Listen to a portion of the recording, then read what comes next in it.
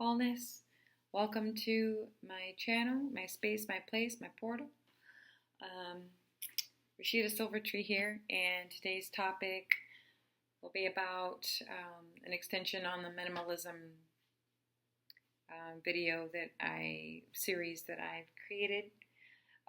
Disclaimer, I apologize I felt like I was kind of just blabbing and rambling on and on and on in my minimalism video, my last minimalism video, so I apologize for that. I usually try to really condense these videos at least under 20 minutes, but sometimes, that happens. So thank you for those of you who tuned in and watched it.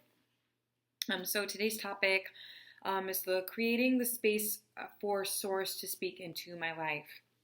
Creating the space for Source to speak into my life. So minimalism, these videos on minimalism are going to be a little bit more personal in the sense that it deals with my lifestyle and my relationship to the material world.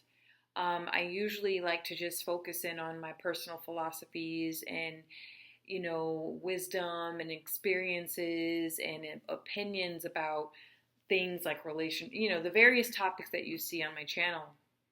But minimalism is about holding myself accountable, reviewing, self-reflection, relationship to the material, relationship to finance, relationship to things that, take up space in my life or lack thereof. And it's something that I've always been very intrigued by about myself because I've always been minimalistic in my life. And even decades before the term even came up, this really started to come through very strongly in my preteen years. I was about 12 or 13 where, and I kid you not, I think moving around a lot throughout my early childhood really shaped how I am with material things and material possession.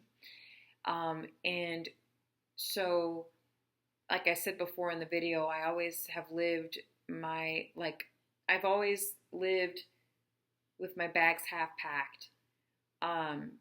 Plastic containers, moving bags, things, not owning tons of heavy furniture, just always on the ready to move and on the ready to transition from another place to another place.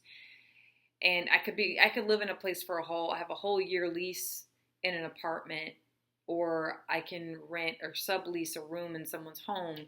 I've always lived half packed. I never felt quite at home ever, really.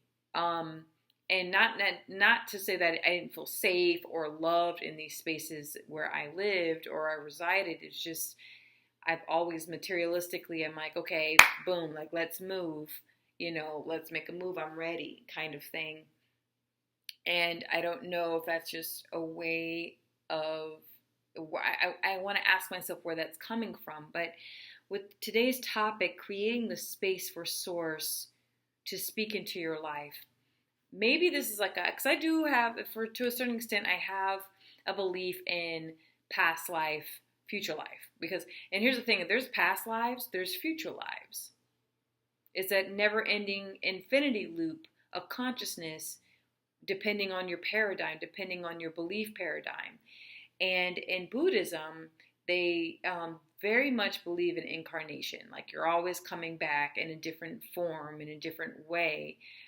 Whether that's an ET from a different planet, or an ant crawling on the ground, or a dog, or a human, or a woman, a man, and when you incarnate, you bring in all this karma and whatnot. But I firmly believe that maybe in another past life or lifeline or something, I was a monk or a nun, or just someone who focused primarily very heavily on relationship to consciousness and to spirit And so thus, when those that take that certain oath, a lifelong oath, they tend to live very simplistic, um, very simple lives, right? When nuns or priests or of whatever lineage, religious lineage that they take on in their life, they have this tradition or this ritual of denouncing all things of the world. Jewelry, hairstyles, sometimes even hair. They shave all their hair off, and eyebrows. Anything that they can identify with ego and material, so that they can fully give themselves to spirit, to consciousness, to the path, and be that vessel, right? Be that conduit of true connection. So I feel like I've always had that bit of that within my life. I've always felt like I am a visitor in this world and not necessarily an owner, of this world. Like I never felt the need to own land and own this and own that and to stay put in one spot for 15, 20, 30, 40 years. I'm a visitor of this world, and so I live my life like that. And especially with being child-free, I will never say childless. That's a curse. I will never say childless. I'm not lacking anything. I will always say child-free. I just don't have children in this life. Children are a gift, okay? That's a side note. But just I never had that drive to really earth myself into this physical reality. I thrive off of experiences. I thrive off of traveling. I thrive off of being a student of life. And that means I want to live light, right? I want to live light. I want to be accessible for consciousness, for source, for what we call God, to make itself known to me. I want to hear and envelop myself in that. And I find that in an ever-growing materialistic, virtual, digital, very highly stimulating existence, it's very difficult to do with all of that. With all that, a lot of it's garbage. A lot of it isn't useful. It's not life-giving. It's life-taking. And, it's already one thing that I have to pay bills. I have to have a job to pay bills. I have to work to feed myself. And this is a choice, because there are ways and avenues where you don't have to work. And I'm not talking about Section 8 and living on welfare. There are avenues in your life where you can live it's very grueling life, but it's a very different way of living. And I've seen many different ways of living. But I find my test right now that I'm going through is creating the space to hear the all, creating the space to where I can minimize my attachment to the material things. I will say when I was about 12 or 13, in my preteen years, it was this calling to just be simple. I remember, and it was on a rare occasion that I would ever have my own bedroom. But there was a time, it was only my sister and I, after my cousins went back to their parents, because my mom took them in for a while. And it was before the birth of my baby brother. So my mom, he was nowhere in the picture yet. And it was just the three of us in my mother's home. And so I had a room, my sister had a room, and I actually took the smaller room. I didn't want the bigger room.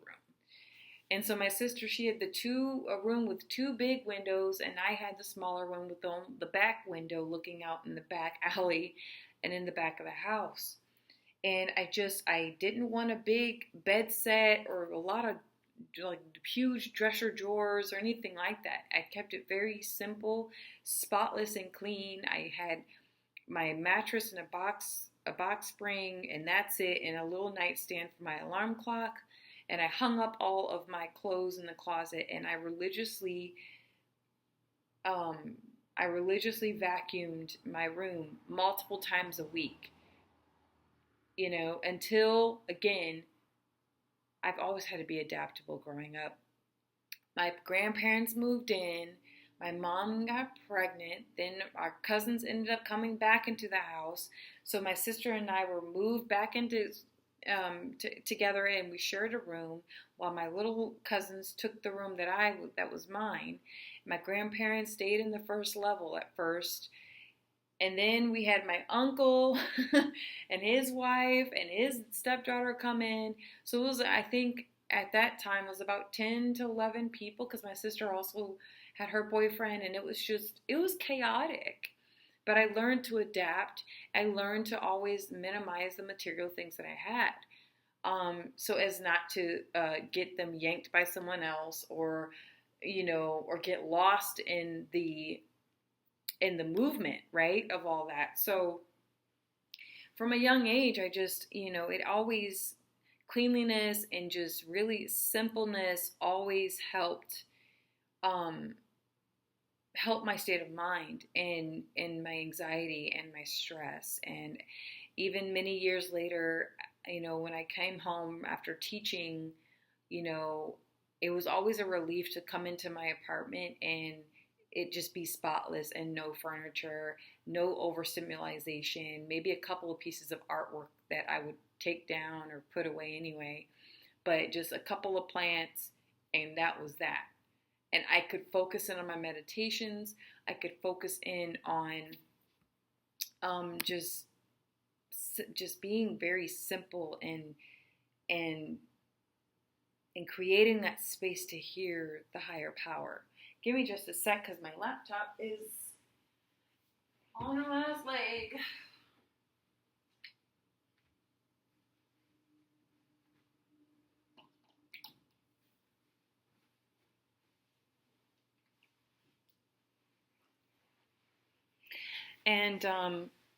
And so now, oh, come on, let's stretch this.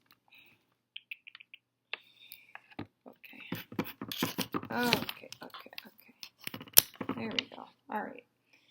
And because for me, it's hard to be, in that spiritual place with chaos around you, and I've had to learn that. Like, sometimes my environments would be unsafe, or felt unsafe, or just felt really chaotic, and I had to still find that solace within myself with source.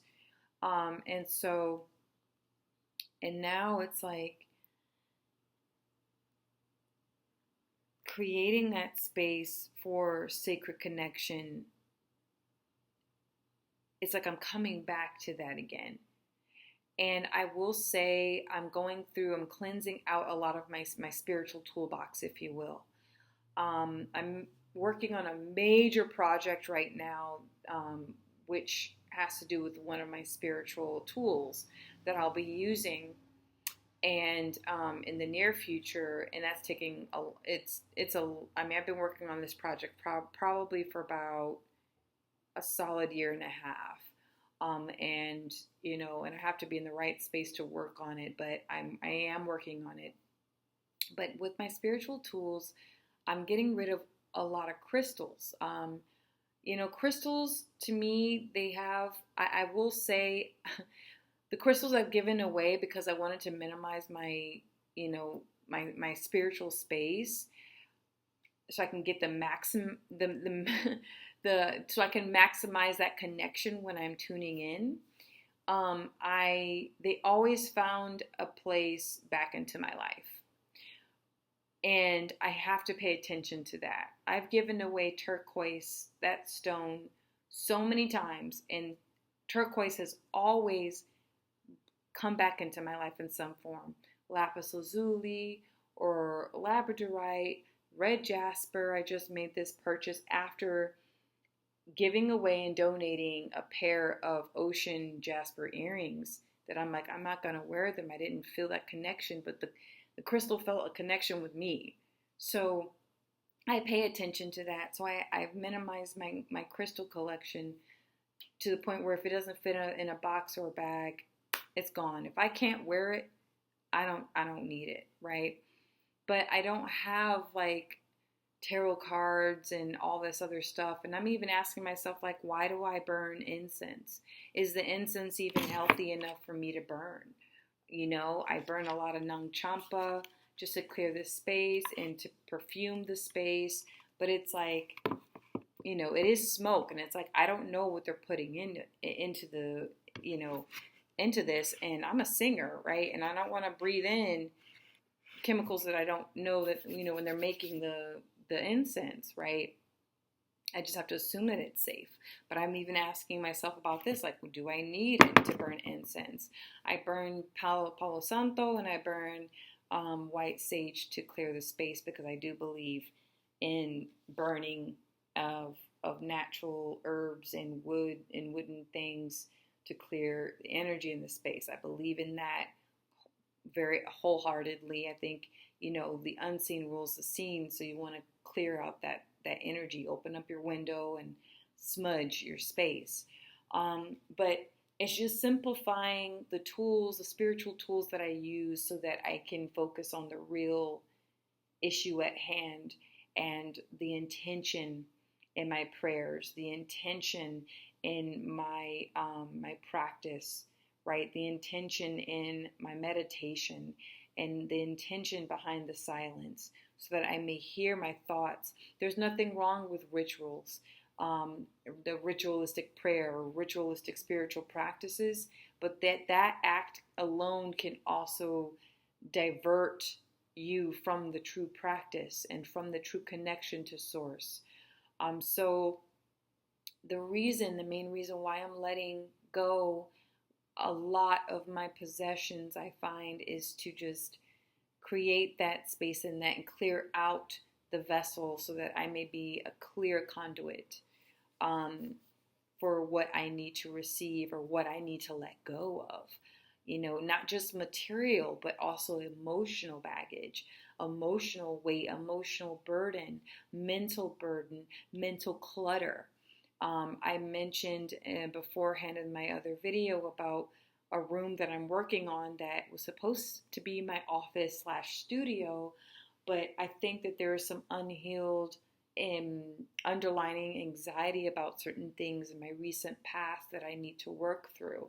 So I'll be going through and donating and selling items as well today. That's a huge goal of mine, but I just wanted to share this with you, that it's okay to let things go if you feel like that's going to clear or create clarity with your connection to your God, your connection to source, your connection to spirit, your connection to the self.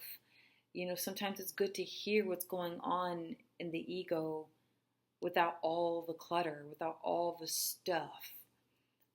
So yeah, I just wanted to share that with you. Thank you so much for tuning in. Share your thoughts, share your feelings if you feel so inclined to. This is, again, a little bit more personal than usual, but I find that I'm all about self-accountability and following through with certain aspects of my lifestyle that I think will be beneficial, and I think it's a very healing to share it with you all. So thank you so much for tuning in, and I'll see you next time.